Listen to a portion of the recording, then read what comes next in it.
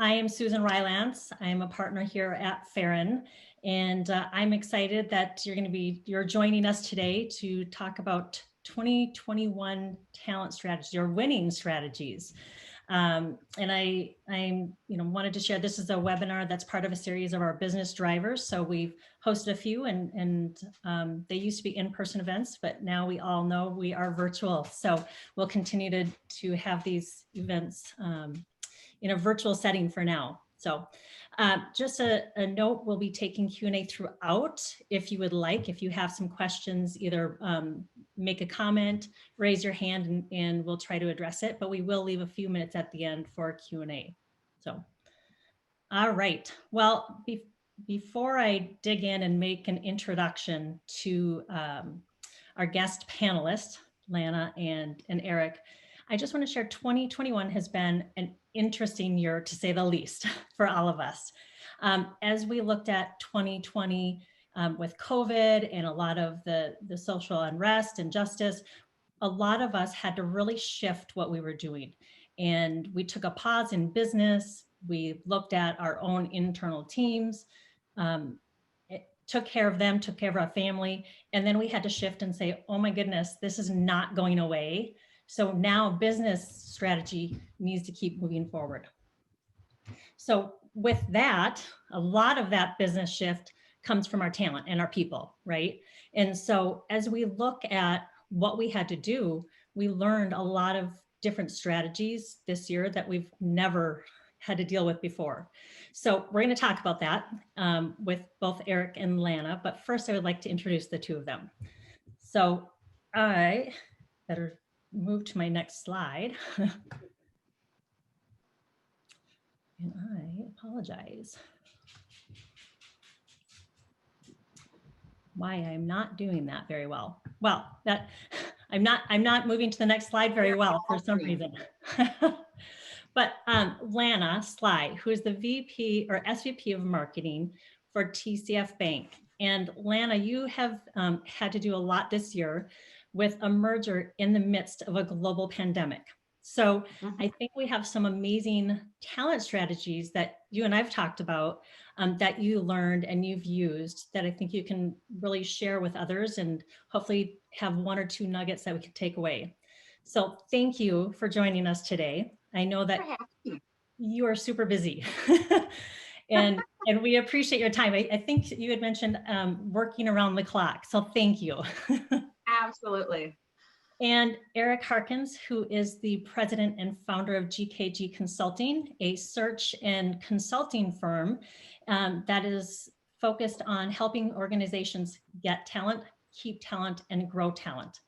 And is also the new published author of a book that I love the not only the title, but the picture in the front. So it's shameless plug with you here. Right, great leaders make sure Monday mornings don't suck. So hopefully you can see that. So I love the cover. And where do I get one, Eric? Yeah. Well, I will deliver one to you, but it is available on Amazon as well for anyone who's interested. Kindle and on Amazon. But yeah, a lot of fun. Excited to be here. Look forward to the conversation. And I think it's a very I don't know. The title seems to be resonating with people. Great leaders make sure Monday morning doesn't suck. And I think I imagine that'll be a lot of what our conversation is about today, and just the importance of having the right leaders that can, create a culture that people want to be a part of. So excited to join you, and thanks for having me as a guest. Fantastic. Well, thank you. So I wanted to now just make you guys visible so that we can see you and be open to those conversations. Sorry, I just wanted to see if somebody, okay. So first question, and I'll put it out to you, Lana, first. As we came into 2020 and we all had to work differently and work in a digital fashion, and we moved really fast, and we came out of the shock of COVID. What steps did you take to ensure that you retained your talent, that you kept them engaged, and because it was something totally different than a typical, economic downturn and recession, right? This is unprecedented. So what were some of the things that you did to ensure that you retained your talent and kept them safe, I'll say. Yeah, certainly. So, I mean, top talent is not immune to the challenges that everybody else is facing. So, everything from, the economy to job security to what about my health?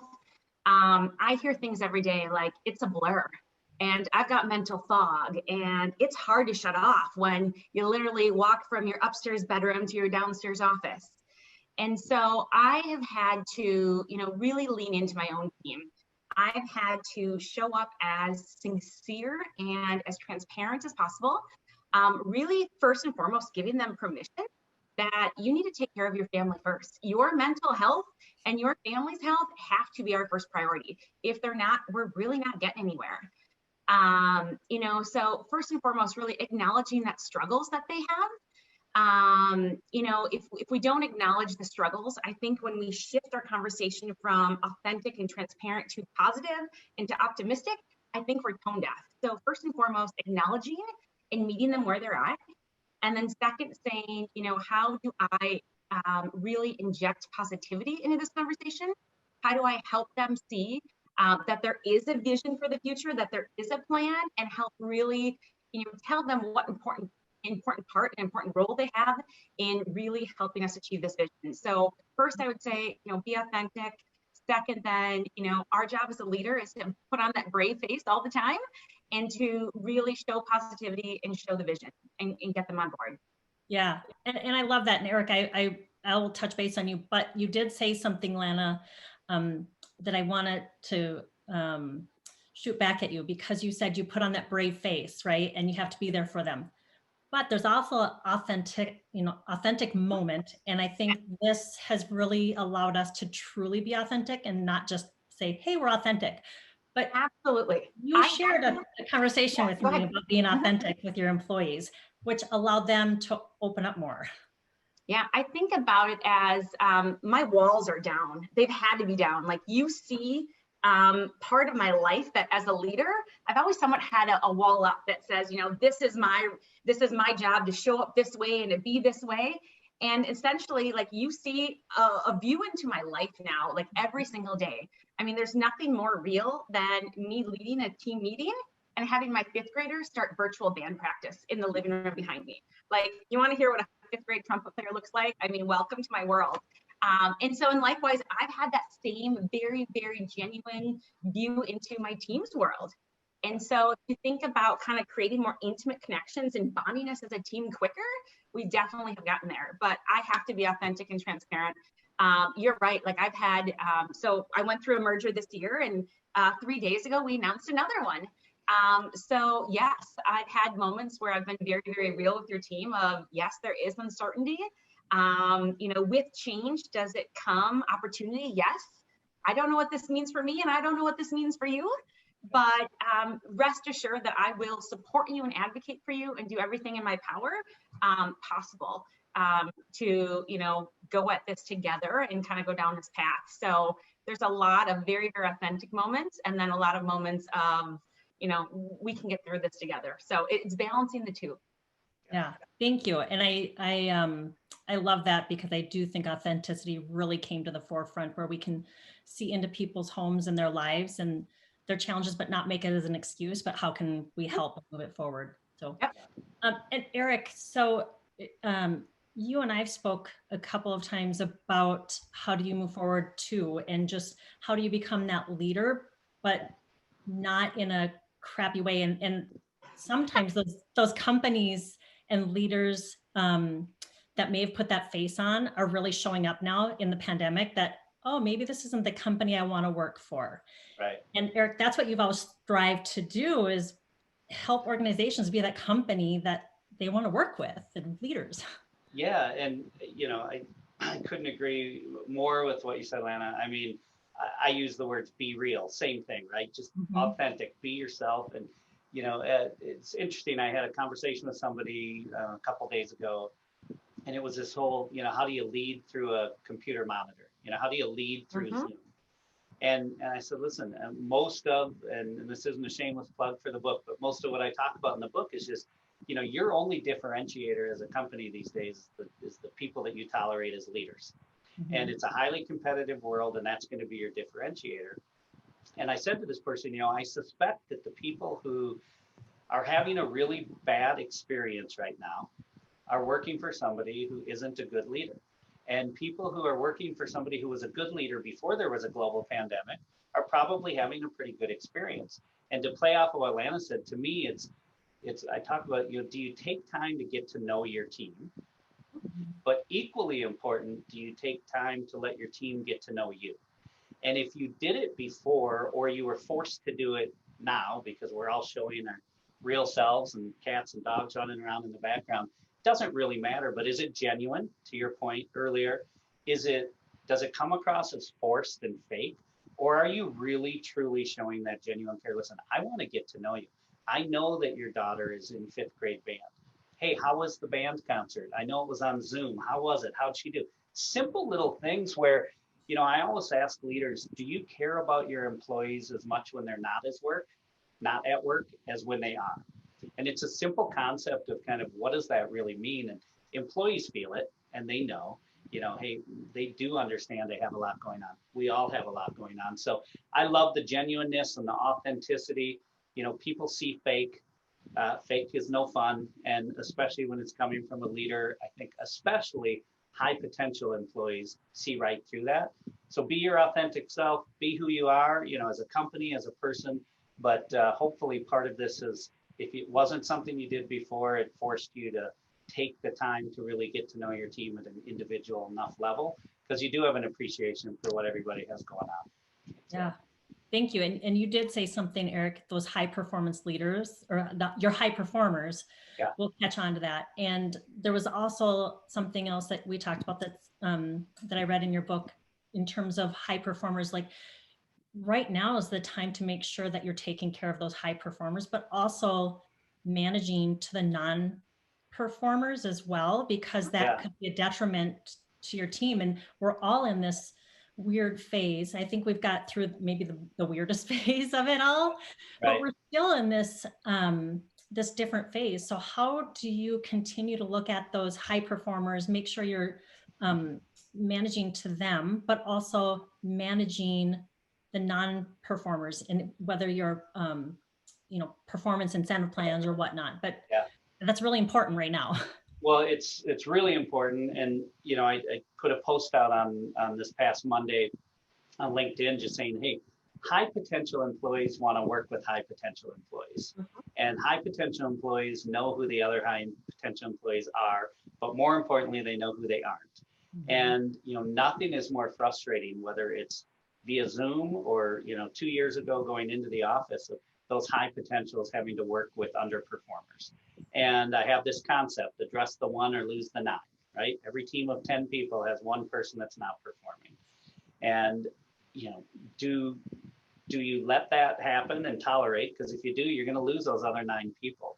But I think the biggest thing to answer your question is, it's as simple as, do your high performers know that you think they're your high performers? And equally important, do your low performers know that they are your low performers? And in the book, I talk about, hey, we all know somebody who starts getting that sick feeling in their stomach on Sunday night because they're just thinking about going to work. I mean, it's not even Monday morning yet, and they're already not looking forward to it. And I've always said, I think it's one of 3 things. Either they're a high performer and you haven't told them that yet, or they're a low performer and you haven't told them that yet, or they're stuck in the middle and you haven't given them any direction. And, one of my favorite lines to use is, the worst thing that happens to high performing, high potential people is a lot of them find out how much they were respected and valued about 2 minutes after they give you their notice. Yep.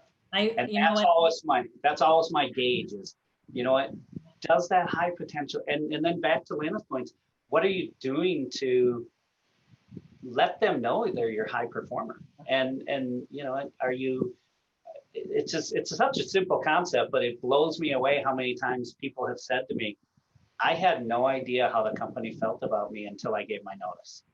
Yep. And that is just a really easy thing for anyone on the call to say, would that happen? Right? And the question I ask is, when was the last time an underperformer who was not hitting their goals called you up and gave you their notice? And then I always ask, when was the last time a high potential person that you didn't want to lose called you up and gave you your notice? And it's just this light bulb moment of, oh, yeah, you know, poor performing people do not quit voluntarily. Unfortunately, we all wish they did. So, you know, you can't tolerate that, or you're not gonna create this culture, whether it's via Zoom or, you know, in an office setting that people really want to be a part of. So, yeah. Absolutely. So if you're a leader, make sure you tell your high performers that you appreciate them and that they are a high performer, because I can guarantee there is many of those leaders out there that are just like, oh, they know it. So great points. And just a reminder, if you do have questions about something that Lana or Eric is saying and you want more clarification, feel free to comment on it in the chat. So the next question really is around 2020 made us think differently in a digital era. And so as we look at that in means of how we engage with our teams, we know that it's a digital era all around, but in terms of talent and engaging with our teams, we had to do it in a different fashion and digitally and very quick. Lana, I'll start with you. Were there any surprises or any aha moments around, hey, this is how I can engage with my talent, and it forced me to do it different, but it was really good? I'll ask you if there was any aha moment. So so TCF went through a merger last year with another like-sized bank, and it was a mergers of equals. So basically all marketing talent got thrown up and got evaluated, and then everybody kind of came together in Zipper to kind of form a new marketing team. And so we were a relatively new team going into COVID, and I was like, oh man, like I need like major face-to-face time. Team bonding is the traditional playbook and kind of the rules that a leader would have. And so now I used to have a team that sat all in a Plymouth, Minnesota office. I now find myself with 30 employees across 8 different locations. So regardless of COVID or not, my playbook had to change. Like I can't continue to do the same in-person things that I would do. So from my perspective, as we went into this virtual world, there was a blessing in disguise in COVID. And the blessing in disguise is we all learned how to use technology, and we all learned how to put our camera on and how to read facial expressions virtually. And what it did for us is it really actually leveled the playing field. Before, and it opened my eyes in ways I didn't know. Before, the behavior was, you know, who's in the conference room with Lana leading the meeting and having, you know, 95% of the conversation. And with that 95% of the dominant conversation, they also get the before the meeting conversation, they get the after the meeting conversation, they get to walk back from the conference room conversation, and everyone else was on the phone. We weren't even leveraging video. So COVID hit and it forced all of us to have an equal level playing field. We all are in front of our own machines and all have the exact same ability to participate in the conversation, to share our thoughts and ideas, to be a part of the strategy. And really nobody is a part of the before and the after and the others. So that really was like the glimmer of hope in this, as it forced my team to leverage technology to understand how to create connections virtually. And did we get to the point maybe, and I thought about this, of like, does anyone want another Zoom happy hour? Like, are we just like all done with Zoom? And I've had some of that moments myself. I've told some of my friends, I'm like, I'm so sorry, I couldn't do that. Like, I really just needed time away from my computer. But now I think we're bouncing back, and it's well, we just did it today, our Christmas party via Zoom. It's how do we continue to think more creative to continue to keep that engagement? You know, virtually, I think we have to try a little bit harder to make it fun and to get the engagement. But I think with like the right thoughtful planning, you certainly can get there. And even from my perspective, I had to get there. It wasn't an option with remote employees. So I feel really, really good about how quickly we were able to leverage technology, build those relationships, and then hopefully can sustain it, you know, past COVID. Yeah. And that was so amazing that, and I hadn't heard that before, Lana, of somebody who manages different teams throughout. And that was like such an aha moment. And I've led teams in different areas of the country as well. And I did the exact same thing that you did. We'd all sit down, put on not even a webinar because you weren't face to face. Who's dialing into the call? Yeah, and it wasn't an even playing field. So I love that it brought together an even playing field. And maybe we can take that away into a strategy for 2021 and beyond when we do go back to in person, but we also lead remote teams. So. Yeah, I don't even have anything to add other than I think any of us who had a remote team or were that remote person, to your point, it was a terrible experience into a phone call. You couldn't get a question in, you were being talked over. And the only thing I'll add is I do think, even though there is absolute, exhaustion from back-to-back Zoom calls, it makes me think of, I have a group of friends from high school. And after COVID, we started doing a Sunday night call. And we're like, why did we didn't need a global pandemic to do a Sunday night call. Like, why did we let that be the reason? And we're reconnecting with people from high school we haven't talked to in a long time. And I think companies done that too, where they're just, to your point, they're so much more conscious of the inclusion of, let's just check in. How's everybody doing? And probably having some moments of, well, why didn't we do this before? Like, this is really, and it does absolutely level the playing field. And so I think that's an unintended outcome that's been awesome, that's appreciated. And you do have to balance the exhaustion factor, but I think teams are checking in more regularly or having more team calls than I think they ever were before. So yeah, agreed. Well, and I want to talk about something that's kind of coupled to this, which is the company culture, right? So each of us as leaders can help build the culture of our teams.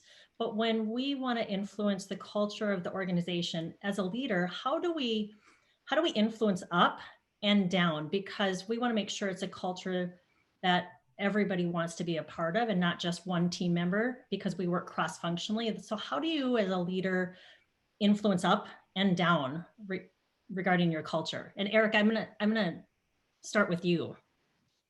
yeah, for anyone on the call that is a leader of people that has direct reports, I think it is so critical to start with that assessment of the team. And, is there common language? And I think this is one of the biggest things that I would recommend that teams, I think every leader knows what their job is. I'm the VP of finance, I'm a director of HR, whatever.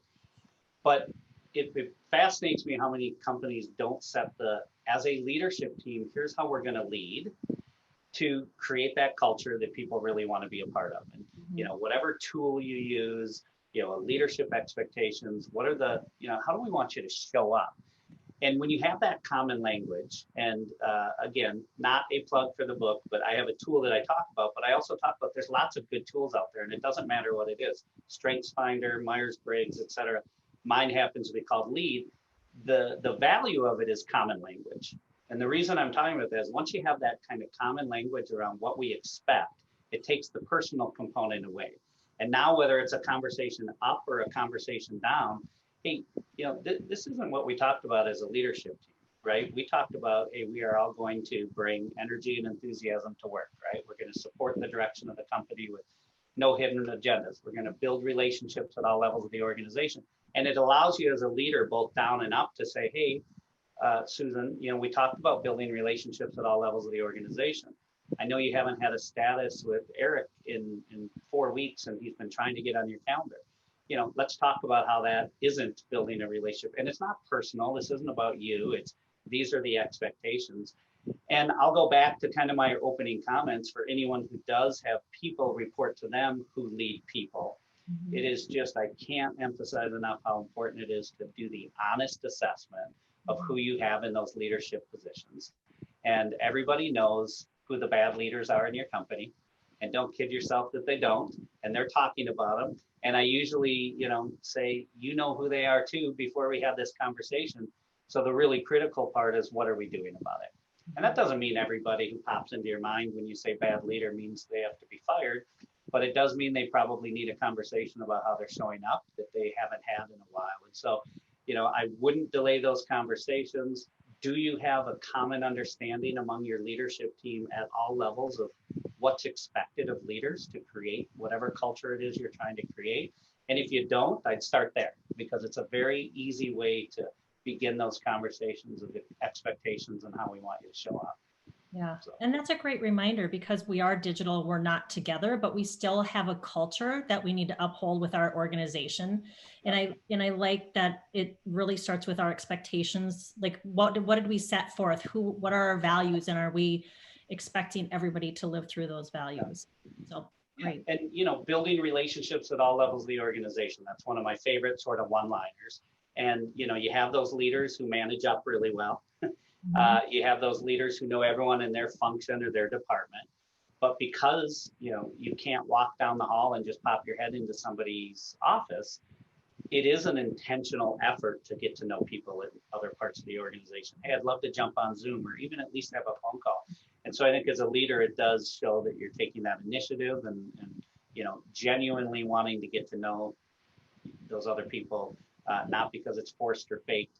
And it Right. was more effort because you can't just walk down the hall. And I think that means something to the person on the other end. You took Yeah. the time to want to get to know me. So, Yeah. Well, I'll say it took us a little while at Farron to figure that out too, because we're like, oh, we've digital, we'll let you know when we need each other. And then we found out that we really weren't tapping into each other and just asking, hey, how's your day? And so we realized that and had to jump back into it because that is part of who we are and building the culture of our organization too. So, right. Yeah. Lana, being a part of a Yeah, I large mean, I loved organization. everything that Eric said. I mean, if I was to add on one point, when we talk about intentionally kind of building relationships, one of the things that I've been talking to my team, if anyone from my team is on, they know that this has been a recent subject, but marketing team, we've always been really great at telling other people's stories. What we haven't been so great is telling our own story. So part of my job most recently is I want to advocate for my team and create that strong culture that my team feels supported, feels like they are an important part of this organization and appreciated and heard, etc. So one of my most recent things is I need to do a better job of communicating up, down, and around the successes and the highlights of marketing. And in that can also be, we tried something and we failed fast, and here's what we learned from it. But we need to do a better job about telling our story, so I can advocate for my team. So I can put, first and last name. Hey, they did this work. Here's the great campaign so-and-so led. Here's the results, whether they're early or post campaign. And so for me to really, provide value to my team, I have to advocate and I have to be okay. And sometimes, not always be so humble and say, here's the great work that this team does. And I'm very, very proud of them. And so to me, telling that story really creates a stronger team culture inside marketing of like, she's got our back, like she's doing what she can to, create momentum around the organization, not just holding it inside marketing. Yeah. I love that because I think we did it somewhat well in person because to your point, we saw people and we could say, hey, look at the great work, but we don't pick up the phone or whether using Slack or even a technology just to comment on, hey, this is the work we've been doing because not everybody sees our work. And Eric, how you had mentioned you do have to cross-functionally communicate with your peers. I think that is really apparent and how as we head into 2021 it's a day, right? It's one day Right. difference, so something's not going to shift. So how can we take that one piece and start moving across our organization so that people realize our value, and a lot of times people don't see that across an organization, and other leaders might then ping into you and say, hey, that employee, I'm not so sure about them if we're not advocating for them and for ourselves. So Yeah, great point. absolutely. So as we, looked at our strategies, a lot of strategies shifted. Most strategies, business strategies shifted this year. And a lot of those shifts went towards digital, meaning we need to bring in digital communication with our employees, figure out how to communicate and get to our clients more in a digital fashion. So one of the things I'd like to know is, as that shift changed and our strategy maybe shifted, maybe not changed, how did that affect the teams? Like, did you have to assess your current team members and whether they had the skills and expertise to meet the new demands or the additional demands? And then how do you assess and then decide, do I need new skills on my team? And Lana, I'll start with you. I'll take part of it, Eric, and you can do the back end. Because I think about, obviously, I lead a marketing function. Marketing in 2020, did we pivot and shift strategies the whole way? Without a doubt. Everything from all of a sudden, bank branches are closed. We need to communicate to customers about how to interact digitally, to how do we reach out to all these small businesses and really get them PPP loans, and you name it. Things were getting thrown at us so fast, and we had to just adjust. So with that being said, marketing strategy, I need less acquisition marketing. I need more retention and deepening marketing. All of those things had to shift. And in general, I fundamentally believe that a team of experts will outperform a team of generalists. And that's what I built. I built experts. So I do these two parts of digital marketing. I do these two parts of acquisition marketing, et cetera. And now I'm saying we're shifting so dramatically from here to here. I need to cross-train people. I've had to look at who truly has the strong discipline of project management, and that I can pull off of direct marketing and onto email marketing, et cetera. And so really thinking of cross-training more so than I ever have. So I've got stronger bench weight to be able to take this dramatic shift in strategies. Because guess what? I mean, as I'm looking at 2021 planning, like throw out the concept of an annual plan. This is 2021. Like an annual plan doesn't exist. So like, how do we get through the first 2 quarters? And even, I guarantee you, there's going to be 10 pivots to the marketing plan in the first 2 quarters. So I need people with strong project management. I've had to shore up a lot of processes. So we've spent a lot of time talking about processes. Like we need to be more crisp of who do you go to first, second, third, how long should the SLAs be? How do we get things through marketing quicker? And then anytime I realize like with processes, like when you've got lack of processes and lack of clarity, like nothing makes your high potential employees even more frustrated of like, they're doing it wrong, or we don't have this defined. And so the ability to have really great processes and just strong project management across the board, that people can be agile and nimble and that we can flex talent.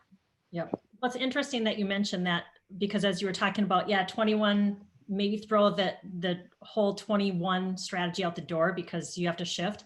I wonder if agile will become the new norm of a business strategy. It started in IT. We're seeing it in marketing and other areas throughout organizations. So it'll be interesting to see how agile plays out from a business strategy moving forward. What you said, Lana, made me think about a couple things that I'd add. I mean, you touched on it, but high potential people want to be high potential people. And I always talk to leaders about, are your leaders of the functions leaders, or are they the subject matter experts? Because subject matter experts do what subject matter experts do. They get in the weeds and they solve all the problems, and they're the subject matter expert. Good leaders don't care about being the subject matter expert. They care about doing exactly what Lana said, hiring subject matter experts who can run the function. And nothing kills the spirit of a high potential subject matter expert than having a leader who does the work for them. And that's a really simple sort of check of, just think about the leaders in your company and your organization. Are they leaders who actually get more energy from seeing the team do all the work? Or do they kind of get threatened by that? And, if you have leaders who are not A players, they don't like the idea of having their backup on their team, I promise you. A player leaders love the idea of having their backup on their team because they know it means they might be able to go do something else for the organization. So that's a really easy thing that I think from a strategy standpoint, I agree with you, but I think the sort of check is who's doing the work. And if your leader is doing the work, you probably have some disengaged high potential people, and you're probably going to start losing them because, to your point, Lana, they look around and say, hey, that's why you hired me. Let me do this, right? I want to do this. And, I joke about it all the time. I've been the head of HR 3 times at 3 different companies, and I really don't know that much about HR. And I'm proud to say that, because what I do know how to do is hire people who've worked with me, who know a lot about HR, and let them do their thing. It's kind of the same concept. And I think that is going to become more and more critical in 2021 of unleashing each person's potential and not letting their leader, take all the credit, do all the work, whatever it might be. So, yeah. Thank you. Well, I could go on and having conversations with the both Yeah. of you literally all day, because it's so engaging, and it's like, okay, what do I need to do? And a lot of it's reminders, but there's certainly some nuggets that we take into 2021 in a new year. So I'm going to put it out there. If anybody has questions, please go ahead and ask them in the chat. Otherwise, I'm going to ask one more question of Anna, Lana, and Eric. So if you have them, please note that. So part of this question is, and I'll have actually two questions. One is, if you're to hire new team members, and if you had to this year, what new tactics will you put in place, or did you put in place? And is the hiring process different? And knowing, yes, we're in a digital world, but what did we learn that you're like, I would do this totally different now because we had to do things different. We learned something from it. Anything for either of you from a hiring perspective? Maybe not from a hiring perspective, but from an onboarding perspective, those first 90 days of a new employee's journey are just so critical. I've hired one new direct last year, and it was all about, how do I spend twice the amount of time with her than I normally would? Generally we would at least pass each other in the hall, and we would have a couple meetings a day. And this idea of onboarding someone inside your same building, sitting inside, on your same floor, feels very different than onboarding a new employee virtual. So it truly is I need to communicate twice, if not 3 times more than I normally would or think I need to. And I just need to make time. Time is precious, even if virtual. And I just need to carve out that much more time to make sure that I am giving them everything that they need and setting them up to be successful. So seems very, very simple, but something that we get lost in our own calendars. And it's, nope, I'm really going to hold this amount of time every day, every other day, this many times a week for that new employee. Yeah, that's fantastic. And I think that we can bring that into when we go back into our physical offices, because maybe we assume that because we're present, right, physically, maybe really not mentally, that we're there. So maybe that's a takeaway that, hey, when I get back into the office, I do need to invest a little bit more time on this new hire, new employee. I think you just brought up a great point. That's not about new employees, even about being present. Yeah. I mean, that we are, like, every single day, I have 4 different devices screaming at us. And I almost say, in a virtual environment, our team is onto us even more than ever, of like, your eyes are down, your mind isn't here. And so whether it's a new or old team member, just this idea of being present, and I'm guilty of it. Like, if I talk about like something that probably I've learned along this way, absolutely, would it be something of, how do you really shut off, even though in this virtual environment? Yeah, thank you. Eric, anything else to add in terms of hiring? Or onboarding? Yeah, like Lana, I don't know that it's new because of COVID, but I do think that, I love to ask, teams all the time, does your candidate experience match your employee experience? And it's sort of the same concept of, hey, you're investing time in the interview, they're investing time, they accept the job with an expectation. Does it exceed that expectation when they start? And I think that's what Lana's talking about is, are you creating this really memorable, awesome, kick-ass onboarding experience that does take time? Even the highest potential people, you can't just give them their laptop and show them where their desk is, or, tell them to set up their home office, now, and expect that they're not also wanting just sort of this connection to the company and connection to who we are. That I don't think a lot of companies think about the fact that starts in the interview. Mm-hmm. Are you creating this, I'm going to be the luckiest person to get to work at this company if I get an offer, when they leave that interview? And is that experience a good one? And we could talk in a whole nother seminar session about how bad the candidate experience is, and we don't have time for that today. Make it a great one, but then make the onboarding even better than the experience. And to Lana's point, that is the first opportunity for those leaders to show up as real and authentic and genuine, and showing them, listen, I am as excited about you being here as you are. Well, prove it to them through your actions. Right. Yeah. So, and that's not new, but I think it's missed, and it's been for a while. More difficult in a virtual environment. Definitely everything gets more difficult. Yep, absolutely. Yeah, well, we all know being a leader and trying to engage is not easy, and it's taken more time. And so, as leaders, we also need to take that time to download as well. So hopefully everybody had a little bit of that time over the holidays. I'm going to stop for 1 second and just ask if there's any questions from our audience. Atlanta has me all self-conscious because I looked over, so my eyes came off the screen, but I was just looking to see if there was a question. So, and we can do what our teachers used to do. We can say, hey, we know who's on. We can start asking questions if we. Right. Yeah, there's some pretty amazing participants. So, yeah. It's like that silence, right? No. All right. Well, I think I just lost audio. I'm losing Susan as well. Sounds like, Lana, you and I can hear each other. Susan, we cannot hear you. Okay. But we'll just, we'll talk, we'll ask each other questions if we need to. Oh, I think you're back. All right. Can you hear me now? Yes. Yes. Okay. Sorry about that. My internet is unstable right now, but I'll try to ask, what was the one key takeaway that you would like to share with everyone before we leave today? You start, Eric. Yeah, I mean, I will always go back to your leader, right? And, I talk about these 3 lessons I've learned along the way. And, lesson number 1 is it's okay to have fun at work.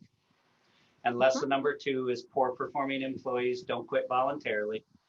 And lesson number 3 is assholes are assholes, they don't change. And the whole point is you have to have fun. If you let underperformers work at your company, you'll never have highly engaged leaders. And if you let bad leaders lead people, you'll never create the culture you're thinking that you're creating or hopefully trying to create. And so as simple as it sounds, a boss of mine once said, a fish rots from the head, and everybody thought that was the weirdest comment, but it all starts at the top. And it really is about at all levels of leaders, do you have people that you're really excited about as leaders? And do you have people who are doing everything, we've talked about today? And I usually can get a leader to admit they know who their bad leaders are. What you're doing about it is really the hard part. And if you allow them to continue to come into work, then that really is, I believe more than ever, I blame Amazon for this. It's hard to be successful in the world we live in. And your only differentiator is that leader, because they are the ones that will help you create the culture that you need to create, whether it's through Zoom, whether you're going back into the office after Q1, whether you never go back into the office. Good leaders lead, and they know how to get people excited about what's going on. So that would be my takeaway. Ask those questions. Do you have fun? Do you tolerate underperformance? And do an honest assessment about your leaders. And when I say an honest assessment, I'm not trying to be sarcastic. It's hard to do an honest assessment. There's tenure, there's relationships, there's all these factors that come into play. And can you really be objective? And if you really want to find out who your bad leaders are, ask your employees, because the courageous ones will tell you. They know who they are. So those would be my sort of, hey, think about those 3 things as you go into 2021. Awesome. Thank you. That was great. I would take a slightly different, just to take a different topic of it and talk about 2020 was a trying year. It was taxing on all of us. As a leader, I'm tired. And I'm not too afraid to admit, like, I'm tired. It was a big year. And so my advice to leaders would be talking about, how do they continue to find the mental strength to show up every day as a good leader? Yeah. So do you have an accountability buddy that's helping you make sure you're doing self-care, that's making sure you're staying true to your professional goals, that's holding you accountable? Like, has your exit card been punched? If there's too many Sunday nights that you don't want Monday, guess what? You need to have a really good friend that says you're complaining a little bit too much on a Sunday night and you need to make a change. So how, as leaders, do we also just remember to take care of ourselves and to show up to be our best? So we've got that mental power to deal with the systematic problems that we shouldn't be ignoring, to deal with, showing grace and humility to employees in difficult situations, etc. So let's just not forget to take care of ourselves. Wonderful. Thank you. Such a great conversation. I know I have several tips as takeaways. So thank you. And I want to, again, thank you both for your time. And we will post this recording on the Hello Farron website along with YouTube. And I will give a shameless plug for Eric and your book, just as a reminder, it is on Amazon. It's a very quick read. Please go out there, find it. And Lana and Eric, if people want to connect with you, I'm assuming you'd be okay with them connecting on LinkedIn and having a Absolutely. Yeah, would love to. 2021, the power of your network. Let's That's not. right. Absolutely. Yeah, please look forward to it. All right. Thank you guys. Happy holidays and a good new year. Happy holidays. Thanks. Right. Bye-bye. Bye.